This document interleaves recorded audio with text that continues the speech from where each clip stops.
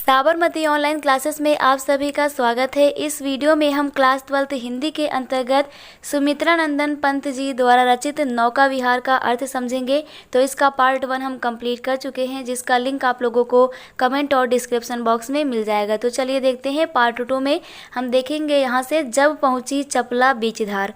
तो जब पहुँची चपला बीच धार छिप गया चांदनी का कगार।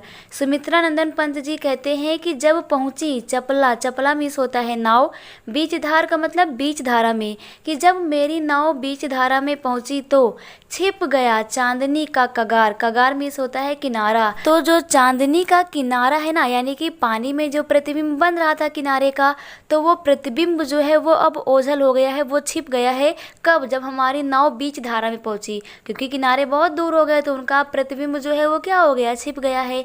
आगे है, दो बाहों से दूरस्थ तीर धारा का कृस कोमल शरीर आलिंगन करने को अधीर। तो यहाँ पर कंपैरिजन किया जा रहा, मानवीयकरण किया जा रहा है यहाँ पर। तो कहा गया दो बाहों से दूरस्थ तीर, तीर मतलब होता है किनारा।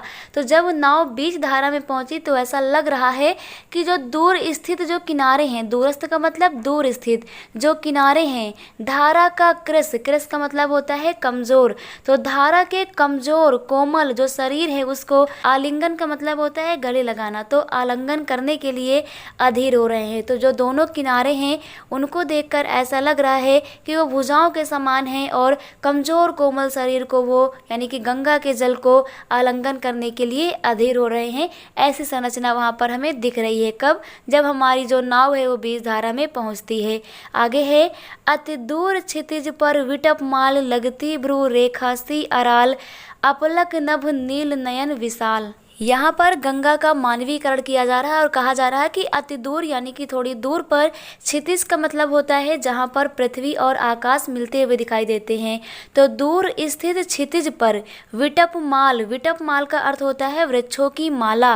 तो दूर स्थित क्षितिज पर जो वृक्षों की माला है उसे देखकर ऐसा लगता है, यानी जो वृक्ष लगे हुए हैं गंगा के किनारे तट पर, उन्हें देखकर ऐसा लगता है भ्रू रेखा सी अराल, अराल का मतलब होता है टेढ़ी, भ्रू रेखा यानी कि एक रेखा खींची हुई है। कैसी रेखा खींची हुई है? भ्रू के जैसे, यानी कि भ्रेकुटी की जैसे एक टेढ़ी रेखा खींची हुई है। जैसे कि हमारे शरीर में हमारे मुख पर भ्रुकुटी रेखा खींची होती है, उसी प्रकार से गंगा के किनारे क्षितिज पर जो वृक्ष हैं इनको देखकर ऐसा लग रहा है कि उसके शरीर पर एक अराल सी, एक रेखा सी, टेढ़ी रेखा सी खींची हुई है। और आगे कहा जा रहा है कि अपलक नभ नील नयन विशाल। जो नभ है, जो आकाश है, नील नयन यानी कि जो नीला आकाश है वो नयन के समान है, गंगा के नेत्र के समान है। विशाल जो विस्तृत है, तो विस्तृत जो नीला आकाश है ये गंगा के नेत्र के समान है, और इसके चारों ओर जो वृक्ष लगे हुए हैं वो गंगा के नेत्र पर भ्रकटी रेखा, टेढ़ी रेखा के समान प्रतीत होती है। आगे है, माँ के उर पर शिशु सा समीप सोया धारा में एक द्वीप उर्मिल प्रवाह को कर प्रतीप। तो अर्थ यहाँ से लेंगे, उर्मिल प्रवाह को कर प्रतीप। प्रतीप का मतलब होता है उल्टा करना, तो उर्मिल का मतलब क्या होता है? लहर। तो लहरों को उल्टा करके, जो लहरों का प्रवाह है, जो लहरों की धारा है, उसको क्या करके? उल्टा करके। प्रतीप मतलब उल्टा करके। माँ के उर पर, जैसे कि माँ के हृदय पर, माँ के वृक्ष स्तर पर, शिशु सा यानी छोटे बच्चे के समान, सोया धारा में एक द्वीप। जैसे माँ के वक्ष स्थल पर एक छोटा बच्चा अपना सिर रख के सो जाता है, वैसे ही गंगा की लहर में बताया जा रहा है कि एक द्वीप को देखकर सुमित्रा नंदन पंत जी कहते हैं कि यह द्वीप गंगा के जल में ऐसे समाया हुआ है, ऐसे सोया हुआ है जैसे कि कोई बच्चा अपनी माँ के वक्ष स्थल पर सोता है। अब यहाँ पर सुमित्रा नंदन पंत जी नौका विहार करते हुए आकाश में एक पक्षी को देखते हैं और पंक्तियाँ कहते हैं, वह कौन विहग क्या विकल कोक उड़ता हरने निज विरह शोक छाया की कोकी को विलोक। वह कौन विहग, सुमित्रा नंदन पंत जी कहते हैं कि वो पक्षी कौन है? क्या विकल कोक, कोक का मतलब होता है चकवा, विकल का मतलब क्या होता है? व्याकुल, या कोई व्याकुल चकवा है जो आकाश में उड़ता हुआ दिखाई पड़ रहा है।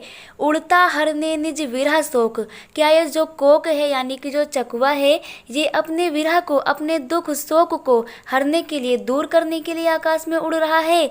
छाया की कोकी को विलोक, छाया का अर्थ यहाँ पर जो पानी में प्रतिबिंब बन रहा है, कोकी का मतलब होता है चकवी को, विलोक मतलब होता है देख करके, कि जो पानी में चकवी का प्रतिबिंब बन रहा है।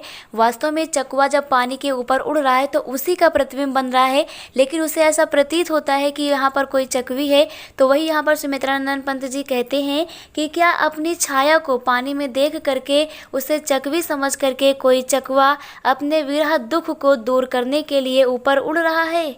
आगे नेक्स्ट पंक्तियां हैं। पतवार घुमा अब प्रतुन भार, नौका घूमी विपरीत धार। पतवार घुमा करके तो सुमित्रानंदन पंत जी कहते हैं कि हमने अपने पतवार को घुमा लिया है। अब प्रतुन भार, प्रतुन का मतलब होता है हल्का हो जाना, कि जो हमारी हल्की भार वाली नौका है उसे हमने क्या कर लिया है, घुमा लिया है। नौका घूमी विपरीत धार, तो जो हमारी नौका है ना, जो हमारी नाव है, वो विपरीत दिशा में अब घूम गई है। डांडों के चल करतल पसार, भर भर मुक्ता फल फेर स्फार, बिखराती जल में तार हार। डांडों के चल यानी कि डंडों के चलने से, करतल मतलब होता है हाथ, हाथ को पसार करके यानी कि फैला करके। तो जब हमारी नाव चल रही है, हमने इसे विपरीत दिशा में घुमा लिया, तो डंडे इस प्रकार से चल रहे हैं कि ऐसा लग रहा है कि नाव ने अपने हाथों को पसार लिया है।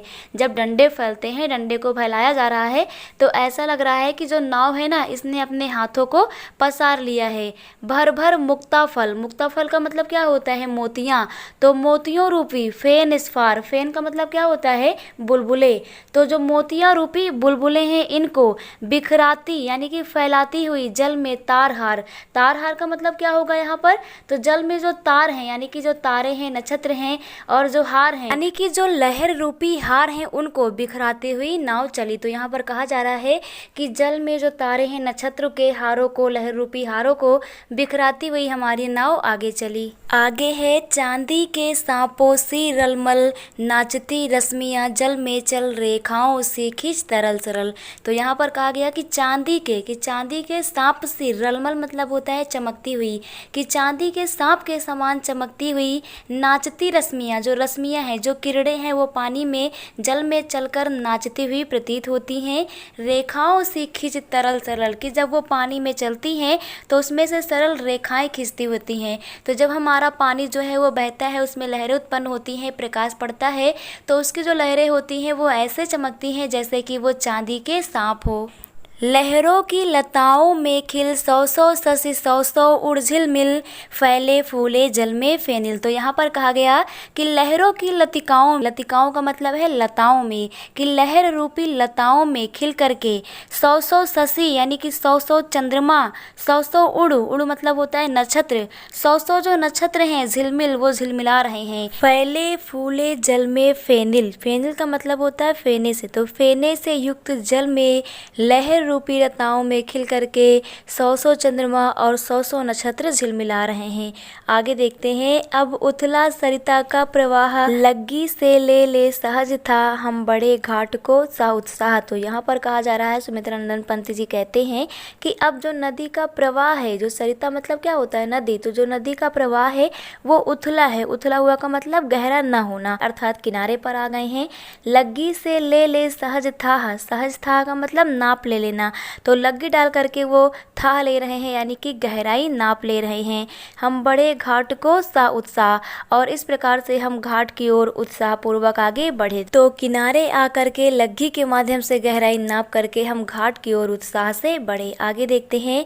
ज्यों ज्यों लगती नाव पार, तो इन पंक्तियों में सुमित्रानंदन पंत जी जीवन का सार समझाते हैं कि ज्यों ज्यों लगती नाव पार, उर्मे अलौकित सतविचार। ज्यों ज्यों का अर्थ होता है जैसे जैसे, लगती नाव पार, पार का मतलब किनारे की ओर, जैसे जैसे नाव किनारे की ओर आगे बढ़ती है।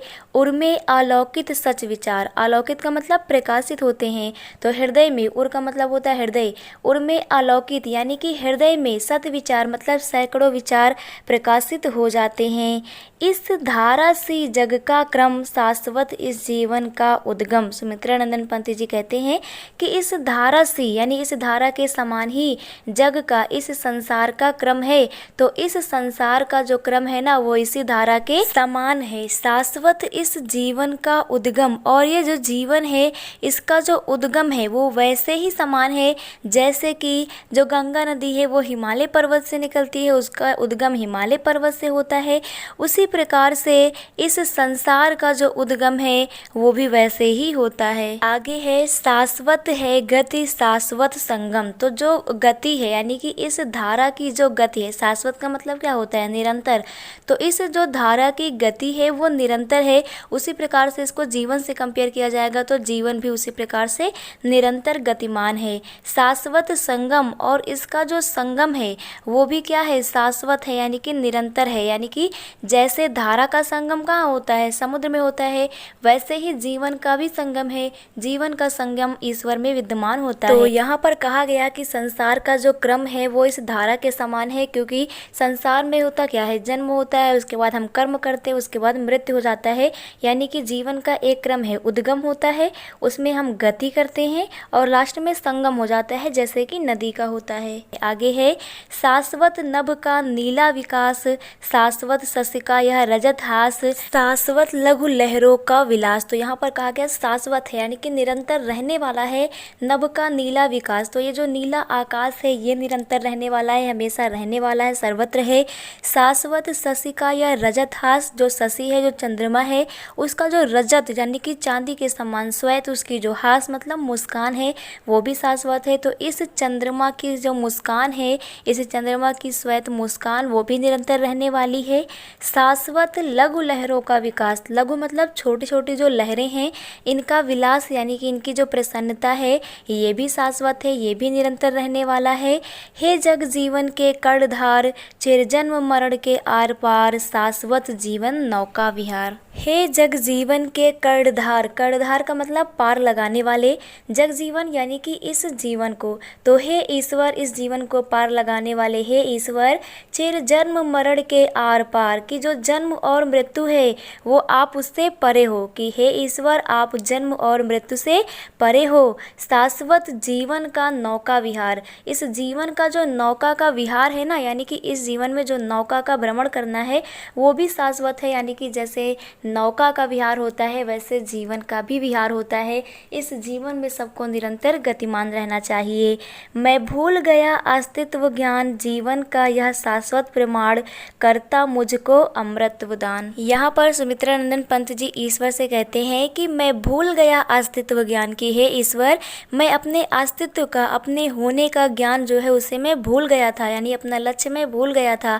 जीवन का यह शाश्वत प्रमाण, और इस जीवन का जो ये शाश्वत है, जो निरंतर रहने वाला है, इसका जो प्रमाण है, जो साक्ष्य है, करता मुझको अमृतत्व दान, ये मुझे अमृतत्व प्रदान कर रहा है। यानी कि हे ईश्वर मैं अपने अस्तित्व का जो ज्ञान है उसे भूल गया था, लेकिन नौका विहार के माध्यम से, नौका विहार का जो ये प्रमाण है इसके माध्यम से क्या हुआ? मुझे अमृत दान हो गया है, यानी कि मुझे अमृत मिल गया है, मुझसे जो मृत्यु का भय है वो समाप्त हो गया है। तो इस प्रकार से नौका विहार चैप्टर भी हमारा कंप्लीट हो जाता है। Thank you.